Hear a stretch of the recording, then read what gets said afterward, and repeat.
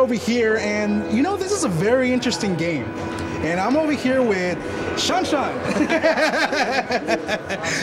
Sean, thank you so much for showing us this machine. And it's amazing. You guys rebuilt the whole thing, didn't you? Pretty much from the ground up, yeah.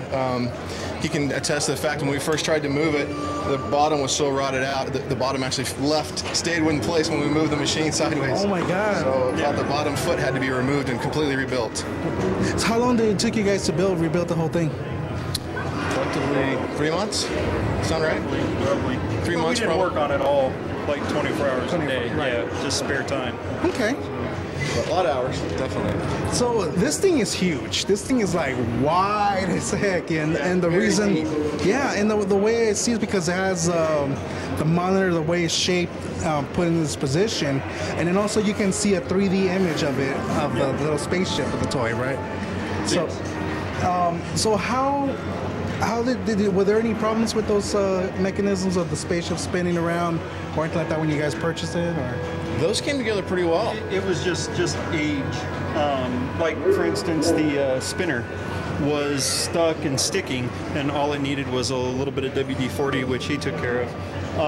His first job was the power board. It wasn't working correctly. So he went over that, and he went over all the PCB to make sure that was working correctly. And after that, it was really, we just tore this down to scratch, cut the bottom off, and rebuilt the bottom. Then redid the finish and painted it with many, many coats of paint. So this thing has actually had a lot of water damage, and especially on the one of the image of the planets, wasn't it that pretty much destroyed? Yeah, there's a translate back to your point about the depth of the cabinet. The interesting about this game is it combines the image of the monitor laid back like you talked about, with a mirror in the middle, and on the bottom you can see there's actually a mechanical saucer with a translate that focuses the universe up behind it. So it's a unique game in terms of a combination of physical and electrical, which we found really interesting. Yeah, you know, and it's actually this was before this one came out before Wacko. Yeah, they consider those partners, right? Yes. I don't know which came out first. The same alien. The same alien, yeah. Inside of Wacko is the same alien that's in here, same spaceship, same. I don't know if it's the same concept, but I know it's the same.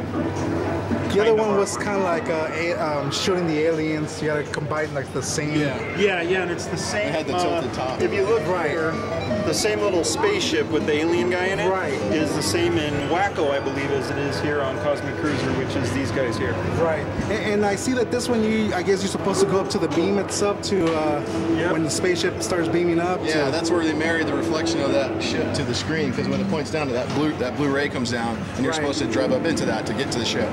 The cute part about it, the ship actually lights up when you get into it. Right. Reflection. I see that. Yeah, you see the little image of the little alien right there. It's great. See if I can get him over there.